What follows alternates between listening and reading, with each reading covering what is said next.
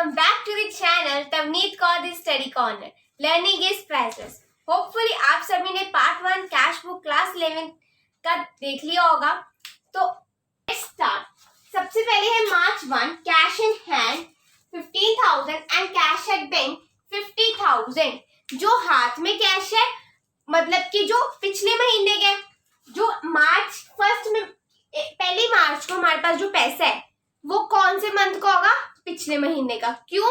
क्योंकि अभी तो मार्च स्टार्ट हुई है और हमने मार्च की कोई कमाई नहीं की, कोई भी पैसा अर्न नहीं किया, तो इसलिए जो पैसा है वो मतलब कौन सा पैसा है?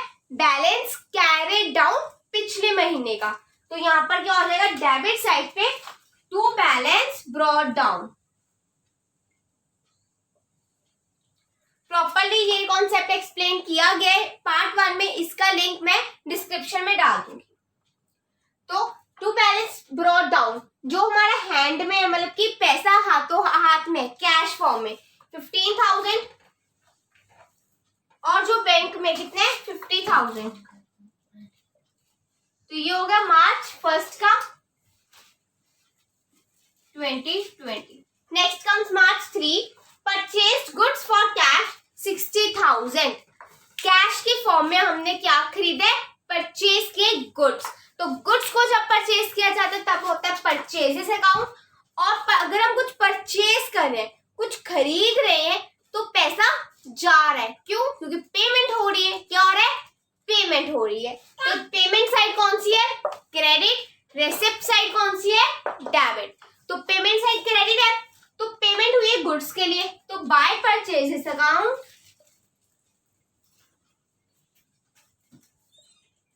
कितना है? 6,000 इन कैश. तो कैश में डाल दो 6,000. Bank will remain as it. Bank को ऐसे छोड़ दो, बैंक में कुछ भी नहीं आएगी entry. March 3. Next comes March 5 deposited in bank 5,000. हमने बैंक में मनी डिपॉजिट की है, मतलब कि जो हमारे पास पैसा हमारी पॉकेट में था वो कहाँ चला गया? बैंक में. तो एक जगह पे डिक्रीज हो गया, जो है कैश हैंड में था पॉकेट में था वो कम हो गया और बैंक हमारा इंक्रीज हो गया. जब तो पेमेंट हो रही है मतलब कि हमारे पास से पैसा जा रहा है. और पैसा कब जा रहा है? जब हमारे जो पॉकेट में कैश था वो कहाँ गया? बैंक में. तो यहाँ पर आ जाते हैं. तो बाय अभी रुको, हमारे पास से कुछ गया. यस गया. क्या गया? कैश गया कि बैंक वाला पैसा गया? ऑब्वियसली कैश गया. तो कैश में लिख दो 5,000 और यहाँ पर क्या लिखते हैं? रिसिप्ट. मतलब कि जो हमारे पास अच्छा है, हमारे पास आ रहा है, तो यहाँ पर जो पैसा हम कैश में से निकाल कर बैंक को देंगे. तो यहाँ पर बैंक इंक्रीज हो गया कितने से? 5,000 से. यहाँ पर अमाउंट डाल दी 5,000. अब यहाँ पर हमने अमाउंट कहाँ पे डाली है? कैश में. कहाँ पे डाली है? कैश में. तो हम यहाँ पर करेंगे बाय बैंक अकाउंट. उसके ऑपोजिट कैश में डालिए बैंक अकाउंट आ गया. यहाँ पर बैंक में डालिए तो टू कैश अकाउंट आ जाएगा. बैंक में डाला तो कैश आएगा, कैश में डाला तो बैंक आएगा. यहाँ पर डेट आ जाएगी दोनों पे मार्च 5. और जब ऐसी एंट्री होती है, जब यहाँ पर भी एंट्री डल रही है, यहाँ पर भी एंट्री मतलब डेबिट में भी और क्रेडिट में भी, तो एलएफ में इन दोनों के आगे लिख देते हैं सी और इन दोनों के भी इसके आगे भी लिख देते हैं सी. सी है stands for contra entry. Which entry? Contra. It means Contra entry. Contra entry मतलब कि वो एंट्री जब हम अगर बैंक में से पैसा निकाले तो बैंक कम हो जाएगा और जो कैश इन हैंड या फिर कैश इन पॉकेट है वो इंक्रीज हो जाएगा. मतलब कि दोनों पर इफेक्ट पड़ रहा है. बैंक कम हो रहा है तो कैश बढ़ रहा है. और इन केस अगर हम कैश बैंक में डालें तो बैंक इंक्रीज हो रहा है, कैश कम हो रहा है. मतलब कि जब दोनों साइड्स पर आता है वाइसा वर्सा इफेक्ट, तब हम क्या डालते हैं? Contra entry. अब यहाँ पर था डिपॉजिटेड इन बैंक, मतलब हमने बैंक को पैसा दिया, बैंक इंक्रीज हो गया. तो बैंक इंक्रीज हो गया वो आ गया यहाँ पर जो इंक्रीज साइड है.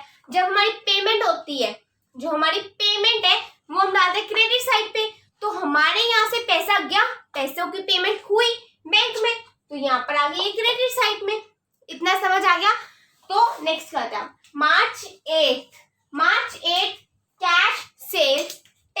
10,000 कैश सेल्स। सेल्स मतलब कि सामान को, गुड्स को बेचना। अगर हम ये मार्कर को बेच रहे हैं, अगर मैं इसको बेच रही हूँ मतलब कि मेरे पास कुछ आ रहा है। क्या आ रहा है? पैसा आ रहा है, चाहे वो बैंक की फॉर्म में हो चाहे वो कैश की फॉर्म में। बट अभी किस फॉर्म में आ रहा है? कैश। तो मेरा कैश क्या हो रहा है? इंक्रीज। तो मेरी वो क्या है? रिसिप्ट है, मेरा वो रेवेन्यू है। तो by to sales account by 10,000, cash में आ जाएगा 10,000 मार्च 8। अंडरस्टूड?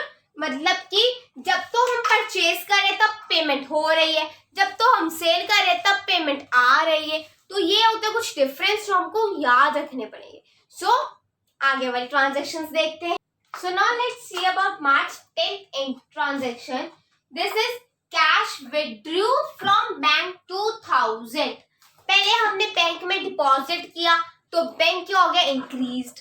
अभी हम क्या करें? कैश विथड्रू मतलब कि बैंक से निकाल रहे हैं। तो बैंक हो रहा है कम, कैश हो रही है इंक्रीज। तो जो तो भाई इंक्रीज हो रहा है उसको क्या करना है? जल्दी बता दो। डेबिट। तो अभी हमारे पास कैश इंक्रीज हो रही है बाय 2,000, तो कैश साइड पे लिख दो 2,000। It will again be a Contra entry. And कहाँ पे कम हो रहा है? बैंक, मतलब कि बैंक की साइड पे पेमेंट हो रही है बाय 2,000। तो बैंक को कर दो 2,000। ओके। अगर बैंक हो रहा है क्रेडिट तो यहाँ पर एंट्री बन जाएगी बाय कैश अकाउंट मार्च 10।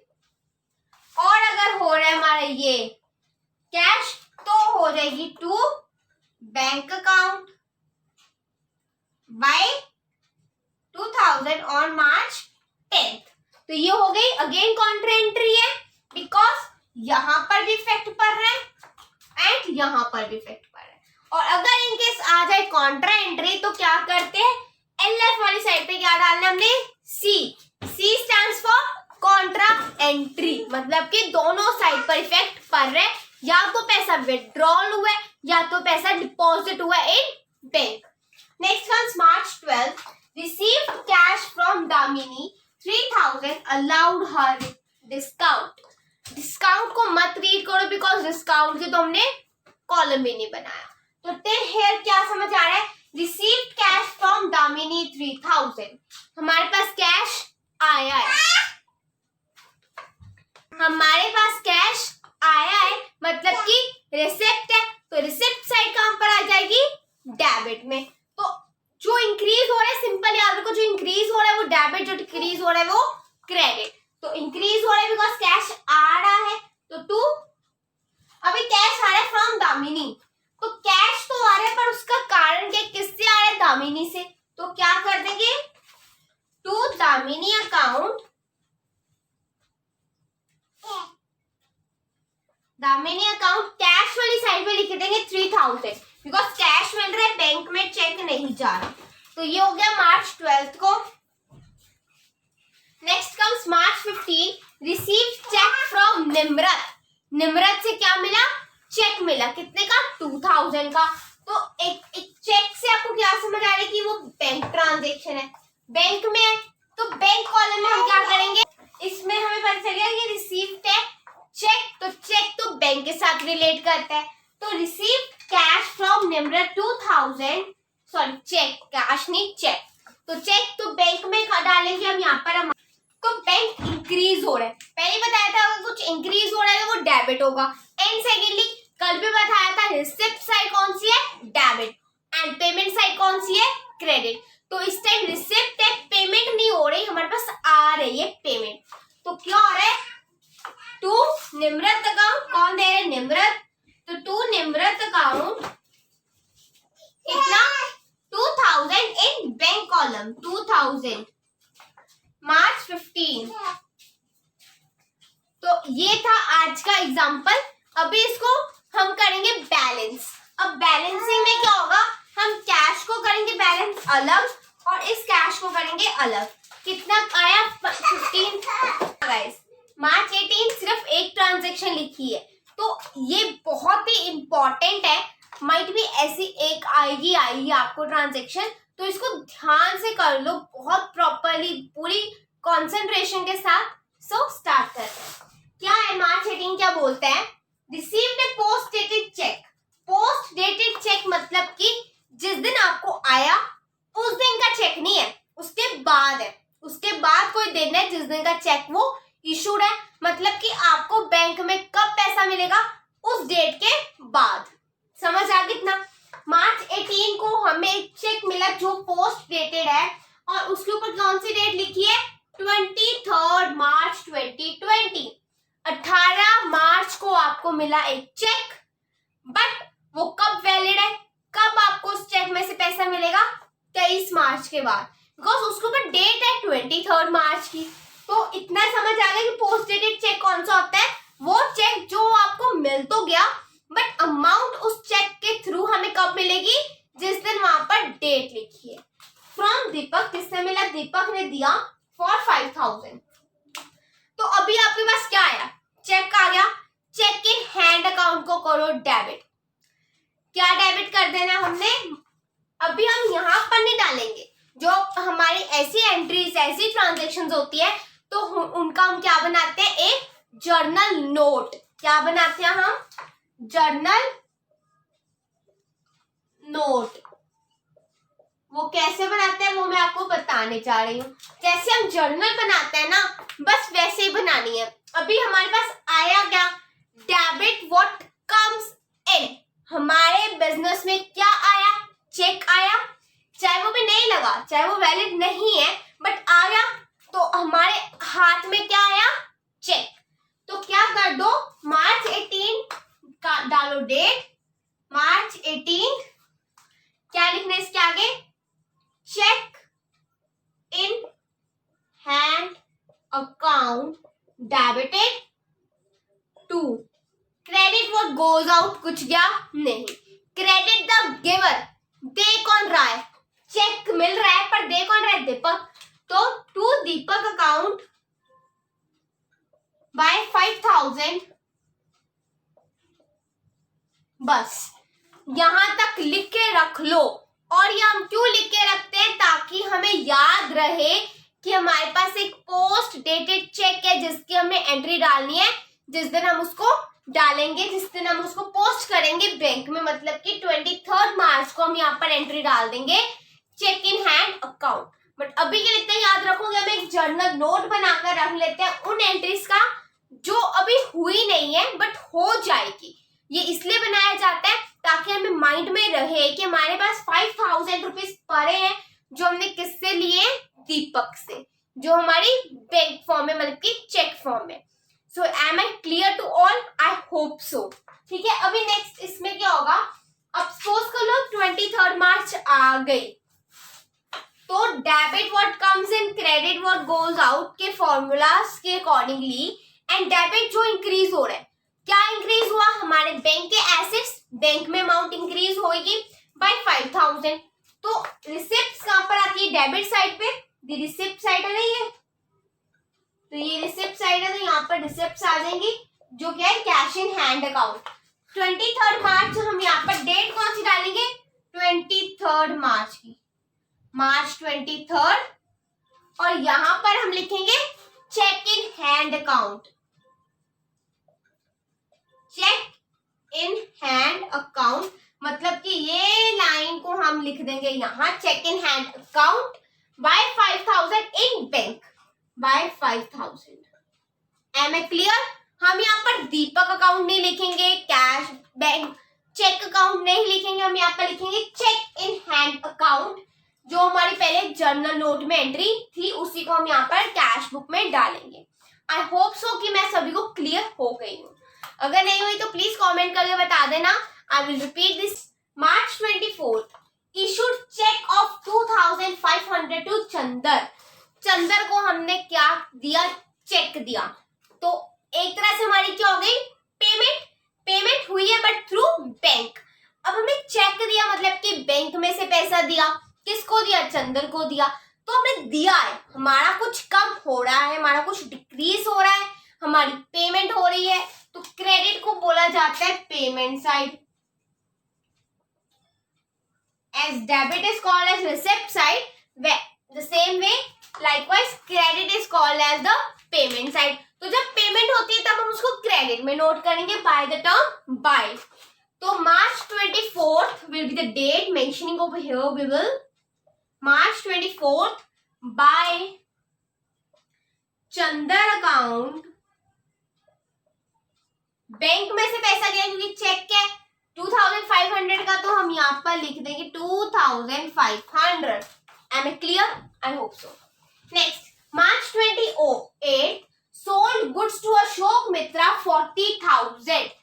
40,000 के गुड्स हमने बेच दिए. किसको? अशोक मित्रा को. Am I here mentioned कि वो कैश में बेचे हैं? नहीं. तो we will consider it to be a credit transaction. Which transaction? Credit मतलब कि उधार में हमें पैसा मिलेगा बट बाद में. तो हमने अभी क्या किया? सोल्ड किए goods to Ashok Mitra 40,000. So it is a credit transaction. बट यहाँ पर तो क्रेडिट की कोई कॉलम ही नहीं है. All the column is for cash, bank, again cash and bank. मतलब कि we are preparing a cash book, तो हम सिर्फ कैश ट्रांजेक्शंस को ध्यान में रखेंगे. We will neglect all the credit transactions. मतलब कि अभी ये वाले ट्रांजेक्शन की यहाँ पर एंट्री होगी कि नहीं मुझे बताओ. वैसे इसकी एंट्री नहीं होगी because it is a credit transaction. हमने सामान बेचा, आई एग्री, हमने सामान बेचा तो पैसा आएगा, बट अभी आया नहीं because we have not mentioned over here that we received cash. Have I mentioned that? अगर पैसा आया है तो वो आगे ट्रांजेक्शंस में, आगे एंट्रीज में लिखा होगा, बट अभी के लिए it is a credit transaction, तो लीव इट. क्रेडिट ट्रांजेक्शंस को कैश बुक में रिकॉर्ड नहीं करते. Make this a point clear. Next on March 31st, received check from Ashok Mitra 2,000 and deposited in banks. तो अशोक मित्रा को हमने 40,000 के गुड्स बेचे थे, उसने हमें कुछ नहीं दिया, बट 31 मार्च को वो हमें क्या दे रहे हैं? चेक दे रहे हैं 2,000 का. कौन? अशोक मित्रा. मतलब अगर गुड्स बेचे तो पैसा आ रहा है ना, बस बाद में आ रहा है, तो जब आएगा तब नोट करेंगे, अभी नोट नहीं करेंगे. तो मार्च 31 में received cheque from Ashok Mitra 2,000 and deposited in bank. यहाँ पर लिखे डिपॉजिटेड इन बैंक, मतलब कि उसी दिन बैंक में डाल दिया, उसी दिन एंट्री हो गई. अगर यहाँ पर सिंपली होता receive cheque from Ashok Mitra 2,000, then हमें पहले उसके फर्दर अगर इसके आगे और भी आगे ट्रांजेक्शन होती तो हम उसको देखते कि वहां पर कहीं लिखे है कि अशोक मित्रा का जो चेक था वो हमने डिपॉजिट कर दिया. अगर वहां पर लिखे है तो तब एंट्री होगी जब डिपॉजिट किया है, अभी एंट्री नहीं डलेगी. बट यहाँ पर ऑलरेडी उन्होंने मेंशन कर दिया and deposit in the bank very same day, तो एंट्री डल जाएगी March 31 की. तो अभी यहाँ पर हमारी पेमेंट है कि रिसिप्ट? Obviously receipt. हम कुछ दे तो नहीं रहे बल्कि ले रहे हैं, हमें कुछ आ रहा है, पैसा आ रहा है, चेक आ रहा है, तो बैंक साइड बाय 2,000 से इंक्रीज हो जाएगी. तो बैंक में लिख दो 2,000. चेक आ रहा है फ्रॉम अशोक मित्रा, तो to Ashok Mitra account, Ashok Mitra account March 31. Am a clear? तो ये थी हमारी ट्रांजेक्शन. इसको हम करते टोटल. कैश हमारा 0, नथिंग कम, कैश अगेन 0. मतलब कि यहाँ पर तो कुछ में ही नहीं है. बैंक देखते हैं. बैंक यहाँ पर आया हमारा 2,000 प्लस 5,000, मतलब कि 7,000, एंड यहाँ पर है 2,500. हमें यहाँ पर भी कितना चाहिए? 7,000. तो क्या कर देंगे हम? By balance carry down March 31, जो हमारे उस मंथ का लास्ट डेट होगी. अभी जैसे मार्च की 31 है तो उसके साथ हम क्या कर देंगे? By balance carried down. तो 7,000 माइनस 2,500 कितना आया? 4,500. 4,500. तो ये हो गया क्लियर. अब जो यहाँ पर कैरिड डाउन है वो यहाँ पर हो जाएगा ब्रॉड डाउन, मतलब कि टू बैलेंस ब्रॉड डाउन. अगर हमने बैंक में कैरी किए तो बैंक में ही डालेंगे. कितना? जितना कि है, मतलब कि 4,500. बाय डेट मार्च के बाद क्या आता है अप्रैल, तो अगले महीने अप्रैल 1, इसलिए तो जो हमारी फर्स्ट ट्रांजैक्शन की उसको हमने टू बैलेंस ब्रॉट डाउन किया था बिकॉज वो पिछले महीने का कैरेट डाउन था। जो नेक्स्ट मंथ जो अगला महीना आया मार्च के बाद अप्रैल आई तो वहां पर क्या हो गया वो ब्रॉट डाउन, तो वही रीजन था जो हमने मार्च 1 को किया था to balance brought down, cash भी और बैंक भी। आई होप सो कि आपको आज की वीडियो में कुछ समझ आया होगा एंड इफ यू डिड, अगर आपको तो लाइक करना इस वीडियो को, सब्सक्राइब करना मेरे channel Tabneet Kaur study corner को and if you to this channel तो लाइक करने सब्सक्राइब एंड लाइक के साथ साथ बेल आइकन को भी प्लीज क्लिक कर देना ताकि आपको मेरी हर एक लेटेस्ट वीडियो की नोटिफिकेशन आ जाए। शेयर करना, कमेंट करना एंड मेरी जीमेल आईडी के थ्रू मुझे कांटेक्ट करके अपने डाउट्स पूछना। तब तक के लिए stay home, stay safe, keep smiling, keep shining, bye bye.